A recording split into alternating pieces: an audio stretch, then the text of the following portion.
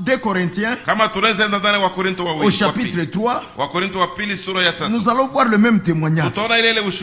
Écoutez ce qui est dit ici. Et ici on nous montre le mystère. Le mystère de ce voile que Moïse mettait sur son visage lorsqu'il est descendu de la montagne, son visage brillant de la gloire de Dieu.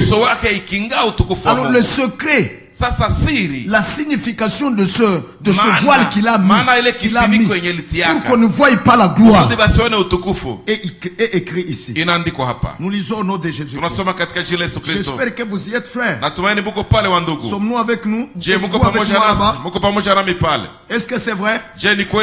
Alléluia. Alors voici ce qui est écrit. Ici, oui, au verset 13. Prenons le verset 13. C'est écrit ceci. Nous ne faisons pas comme Moïse, qui mettait un voile sur son visage. Écoutez le pourquoi. Pourquoi il a mis le voile? C'est pour que les Israélites ne voient pas la fin de ce qui était passager. Il ne devait pas voir l'entrée en scène de la nouvelle alliance et la fin de la loi et la fin des ombres pour l'entrée en scène de la réalité. Alors c'est pour cela que Moïse avait mis ce voile couvrant la gloire. C'était pour qu'il ne voie pas la fin des ombres, la fin des types, pour qu'ils ne voient pas l'entrée en scène de la réalité. J'espère que quelqu'un comprend. Et pour celui qui n'a pas encore compris, je vais en parler en termes beaucoup plus simples. C'est dire quoi, mes frères? Tout ce qui était dans la loi, dans l'ancienne alliance, c'était des types de réalités à venir. Maintenant, ce voile était là pour que ces juifs à qui on a prêché ces types et qui ont pratiqué ces types de la loi, ces choses qui se faisaient dans la loi et qui étaient ce voile avait pour rôle qu'il reste aveugle, qu'il ne voyait pas que le temps des ombres est fini, le temps et que maintenant c'est la réalité des ombres qui entre en scène. Voyez, c'était ça le sens de ce voile. C'est pour cela que quand Jésus est venu, ils n'ont pas crié. Ils n'ont pas crié parce qu'ils n'ont pas eu la révélation que Christ était la fin de la loi. Ils ne pouvaient pas voir ça à cause de ce voile. Nous voyons le but. Nous voyons le but de ce voile. Écoutez, dans le monde des choses de Dieu, dans le monde de Dieu, dans le monde du royaume de Dieu, rien ne se fait au hasard. Il n'y a pas de jeu de théâtre dedans. Tout ce qui se fait a un sens. C'est pour cela que le vrai croyant qui a ce discernement, ce connaissance que dans le royaume, que dans la parole, que pour ce qui est de Dieu, il n'y a rien du hasard et qu'il n'y a rien de théâtre. Celui qui a eu cette révélation, il ne joue pas avec ce qu'il a vu dans la parole. Il ne le prend pas à la légère. Il sait que ça donnera son résultat. Ça ne reviendra pas à Dieu en vain. Et que ça signifie quelque chose.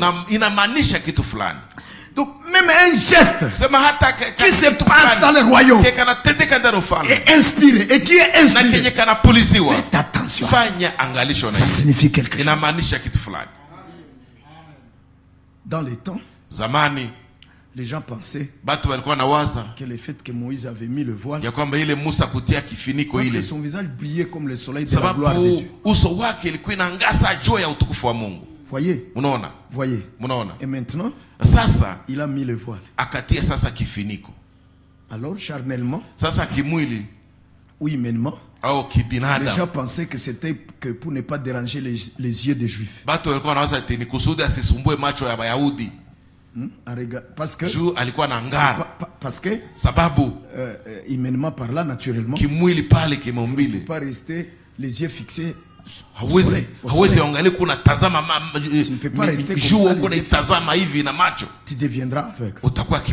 Les adorateurs du soleil finissent par s'aveugler. Oui. Ils finissent par être aveugles. Parce qu'ils prient leur Dieu soleil. Les yeux regardent ce soleil. Et puis finalement, ils en deviennent aveugles. Alors, les gens pensaient longtemps que Moïse mettait ce voile pour ne pas compliquer la vision des Israélites. Non, pas question. C'était pour que ces Israélites restent aveugles, pour ne pas voir la gloire de Dieu à la face de Christ, et que le temps de la loi est terminé. Maintenant, c'est la grâce qui entre en eux. Et que le temps des ombres est terminé. Maintenant, tout ce que ces ombres proclamaient, ou alors ce que ces ombres proclamaient, maintenant entre. Voyez? Alors Moïse a vu le voile. Et ce voile est resté aux yeux des Juifs. La Bible dit jusqu'aujourd'hui. Mais c'est Moïse qui a mis ça. Mais que dit l'Écriture? En les mettant ici, il a mis ça sur les yeux de leur cœur. Mais qu'est-ce que je dis? Frère, parce que c'était la gloire au visage de Moïse. Et qu'est-ce que le voile a caché? La gloire. Pour que les yeux ne voient pas. La gloire. Maintenant, spirituellement, les yeux de cœur ont été aussi voilés pour qu'ils ne voient pas la gloire de Dieu sur le visage de Christ. Et c'est comme ça qu'ils sont restés incrédules, sans gloire.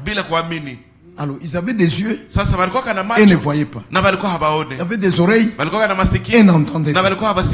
Ils avaient un cœur, ils ne comprenaient pas. Le voile était resté aux yeux de leur cœur pour qu'ils ne voient pas. De même jusqu'aujourd'hui, si les yeux du cœur de quelqu'un est voilé, ou du moins, si Dieu se cache, qui le verra? Si Dieu cache sa gloire, n'est-ce pas? Alors nous restons dans les ténèbres. Mais s'il dévoile sa gloire, n'est-ce pas? Alors nous marchons dans la lumière, dans la pleine connaissance de sa volonté. Et alors nous lui plaisons. Et cette gloire va aussi se refléter sur nous. Nous allons en être participants. Le Seigneur vous bénisse au nom de Jésus-Christ.